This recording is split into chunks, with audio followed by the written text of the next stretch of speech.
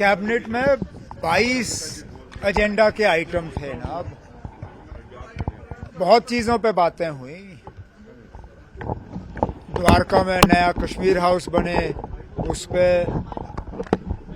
R&D department में chief engineers की proposal, उस पे बात हुई। कोऑपरेटिव सोसाइटीज को किस तरह हम नए सिरे से उनको जिंदा कर सकते हैं, उसके लिए दो तीन एजेंडा आइटम थे। बहुत सी बातें थी। एक आइटम जो है वो रिजर्वेशन को लेके भी था। अब कैबिनेट मीटिंग की मिनट्स साइन करने और उन्हें ऑनरेबल LG साहब के पास भेजने से पहले मैं उन पे यहां तबसरा करूं, गलत होगा। मैं सिर्फ इतना ही कहूंगा कि कोशिश की गई है, जिस तरह हमने लोगों के साथ वादा किया है कि हम इसको थोड़ा सा रैशनलाइज करें। कोशिश ये भी की गई है कि कहीं पे किसी के साथ नाइंसाफी ना हो।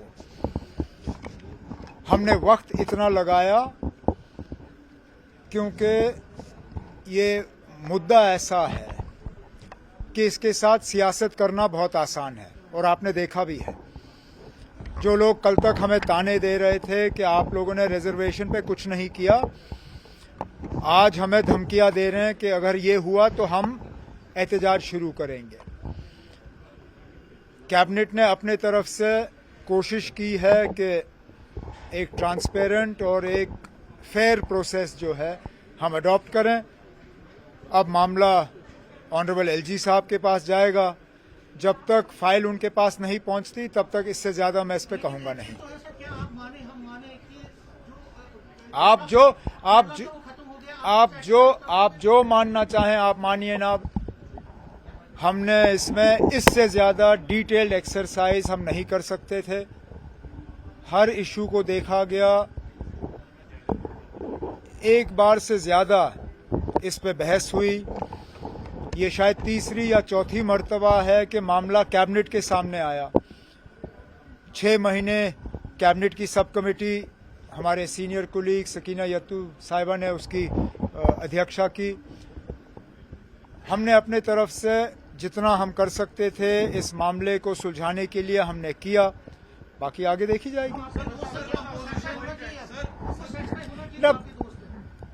मेरे दोस्त जो हैं, जिन दोस्तों का आप जिक्र कर रहे हो, वो शायद ही किसी चीज से सेटिस्फाई हो सकते हैं। ये उनके सेटिस्फैक्शन के लिए हमने नहीं किया। किसी एक आदमी को लगे कि ये उसके लिए है या उसको खुश करने के लिए है, ये उसकी गलतफहमी है। ये किसी एक फर्द के बारे में नहीं है, ये जम्मू कश्मीर के आवाम के बारे में है। और हमारे तरफ से एक कोशिश कि जो हमने अपने मंशूर में एक और वादा किया था, कम से कम उसको हम मुकम्मल करें।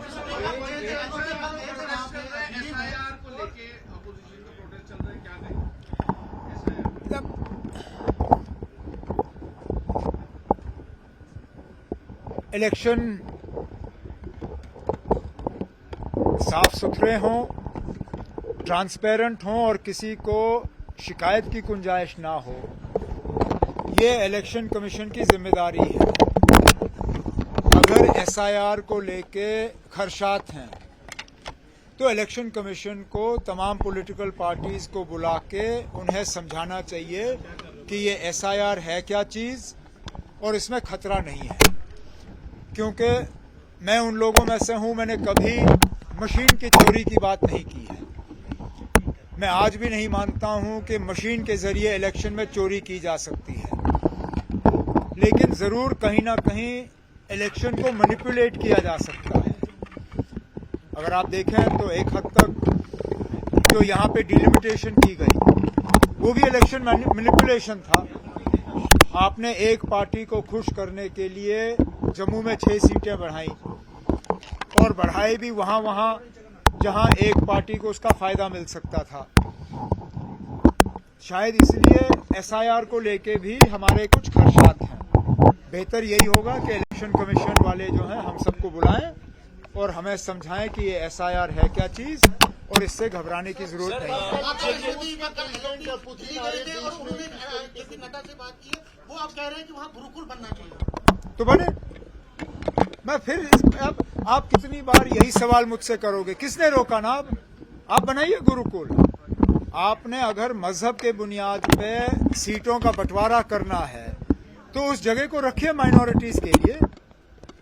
जो ग्रांट इन एड गवर्नमेंट की तरफ से मिलता है वो पैसा हम कहीं और लगा देंगे, हमें कोई एतराज नहीं है। जो जमीन वहां अलॉट की गई उस जमीन की कीमत आप अदा करिए। जो ग्रांट इन एड आपको मिलता है वो लेना बंद करिए। आप अपनी स्टेटस जो है वो चेंज करिए, एक माइनॉरिटी इंस्टीट्यूशन के तौर पे आप आ जाइए। उसके बाद अगर आप मजहब के बुनियाद पे सीटें बांटना चाहते हैं आप बांटिए, कौन रोक सकता है। लेकिन अभी तक आपने नीट का इम्तिहान कबूल किया है।